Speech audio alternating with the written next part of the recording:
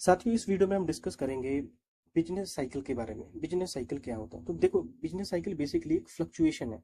कहाँ पे फ्लक्चुएशन है? आपके इकोनॉमिक एक्टिविटी में। किसी देश की इकोनॉमिक एक्टिविटी में एक खास पॉइंट ऑफ टाइम पे कौन सा फ्लक्चुएशन आपको देखने को मिलता है, ऐसी सिचुएशन को क्या कहते हैं? Business cycle. अब साइकिल क्यों? क्योंकि ये चेंज होता रहता है। किसी भी देश की जो इकोनॉमिक सिचुएशन है हमेशा एक जैसी नहीं होती है। तो कभी बूम होता है, कभी रिसेशन होता है, कभी डिप्रेशन होता है, कभी रिकवर होकर वापस से वहीं पे पहुंच जाता है। इस पूरे प्रोसेस को हम क्या कहते हैं? Business cycle. One by one इसको समझते हैं। सबसे पहले बूम। बूम की सिचुएशन मतलब एक बहुत अच्छी सिचुएशन है, एक ऐसी सिचुएशन जहाँ पे बहुत ही रैपिड ग्रोथ हो रहा है। अब कैसे हमें पता चलेगा इसके सिम्टम्स क्या हैं? तो ऐसी सिचुएशन में डिमांड बहुत ज़्यादा होता है। अब डिमांड बहुत ज़्यादा, तो इसका मतलब क्या हुआ कि लोगों के पास पैसा है। पैसा मतलब प्रॉस्पेरिटी है। हाँ, एक और इसका एंगल ये हो सकता है कि इन्फ्लेशन बढ़ सकते हैं, ठीक है। लेकिन अगर एक लिमिट में इन्फ्लेशन हो तो वो अच्छा ही होता है। तो ये जो इन्फ्लेशन वाला पॉइंट है, मतलब कि एक टारगेटेबल जो आपका इन्फ्लेशन टारगेट जो होता है, अगर उसकी रेंज के विदिन है तो वो अच्छा होता है। और ये बूम वाली सिचुएशन का एक सिम्टम भी है, क्योंकि अगर इन्फ्लेशन नहीं है, मतलब अगर डिफ्लेशन वाली सिचुएशन है, तो ऐसे सिचुएशन में क्या होगा? रिसेशन हो जाएगा और प्रोडक्शन इंक्रीज हो रहा है। तो अगर ये सभी चीजें आपको देखने को मिल रही है, एम्प्लॉयमेंट बहुत ज्यादा आपको देखने को मिल रहा है, ये भी पॉइंट ऐड कर सकते हैं। तो इस सिचुएशन को हम कहते हैं बूम की सिचुएशन। अब देखो, एक बिजनेस साइकिल होता है रिसेशन। तो रिसेशन जो है, इसको हम माइल्ड फॉर्म ऑफ डिप्रेशन भी कहते हैं। कुछ एग्जांपल अगर हम कंसीडर करें, तो यूएस सब प्राइम क्राइसिस जो है 2005 से 7-8 वाला जो टाइम पीरियड था, इस पॉइंट ऑफ टाइम पे इंडियन इकोनॉमी 1996-97, कोविड 19 का भी हाल फिलहाल में जो टाइम आपने देखा। तो ये सभी एग्जांपल्स हैं रिसेशन के। इसके सिम्टम्स क्या हैं? रिसेशन में क्या होता है? डिमांड कम हो जाती है। डिमांड क्यों कम हो जाती है? पैसा नहीं होता है। एग्जाम्पल कंसिडर करो। अब आप में से कईयों ने ये वाला टाइम विटनेस नहीं किया होगा, ठीक है। लेकिन कोविड 19 वाला टाइम लगभग सभी ने विटनेस किया। तो आप सोचो, कोविड 19 के टाइम पे पैसा था हमारे पास? पैसा था नहीं, तो डिमांड कहाँ से करेंगे? क्योंकि लोगों के पास नौकरियां नहीं थी। उसके बाद हाँ, वो पेंशन वाले जो लोग हैं उनकी अलग बात है, ठीक है। जिन्होंने बहुत सारा पैसा पहले से मतलब जोड़ के रखा था, उनकी बात अलग है। पर मेजोरिटी ऑफ इंडियंस की अगर हम बात करें, मेजोरिटी ऑफ पूरी दुनिया की अगर बात करें, तो डिमांड कम हो गई थी, लोगों के पास पैसा ही नहीं था। इन्फ्लेशन। तो जब हम इन्फ्लेशन की बात करते हैं, तो इन्फ्लेशन यहाँ पे बहुत कम होता है, ठीक है। रिसेशन में क्या होता है? इन्फ्लेशन बहुत ही ज्यादा कम हो जाता है। अब क्यों होगा? लोग डिमांड ही नहीं कर रहे। डिमांड नहीं कर रहे हैं। तो देखो, जैसे जैसे किसी चीज की डिमांड बढ़ जाती है, उसके प्राइसेस बढ़ जाते हैं, ठीक है। लेकिन डिमांड ही नहीं कर रहे हैं तो प्राइसेस बढ़ेंगे नहीं। प्राइसेस नहीं बढ़ेंगे तो उसको क्या कहेंगे? इन्फ्लेशन नहीं है। तो इन्फ्लेशन नहीं होता है ऐसी सिचुएशन में, रिसेशन की सिचुएशन में। और इम्प्लॉयमेंट भी यहाँ पे कम हो जाता है।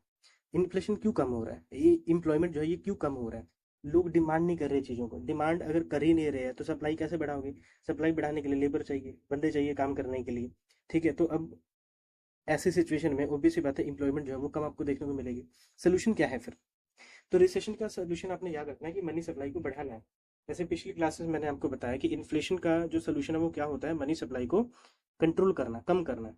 रिसेशन का सोल्यूशन क्या होता है? मनी सप्लाई को बढ़ाना। तो ये चारों एग्जांपल अगर आप देखोगे, तो यहाँ से हमें एक ही बात हमें पता चलेगी कि हम मनी सप्लाई को बढ़ा रहे हैं। कैसे? देखो, टैक्स कट। टैक्स अगर कम कर दे टैक्स रेट को, तो मनी सप्लाई बढ़ जाएगी। मनी सप्लाई बढ़ेगी, लोग डिमांड करेंगे, पैसा खर्च करेंगे।